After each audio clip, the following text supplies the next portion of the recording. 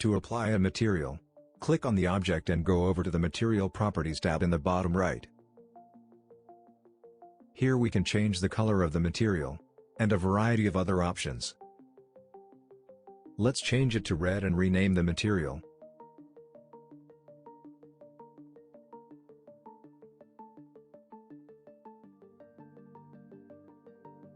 Here is the material view and next to it is the render view.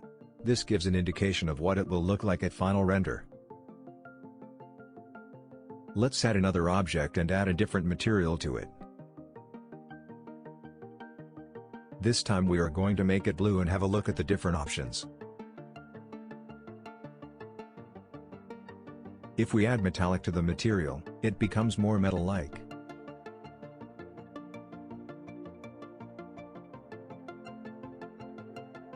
We can adjust the roughness to determine how shiny the object will be.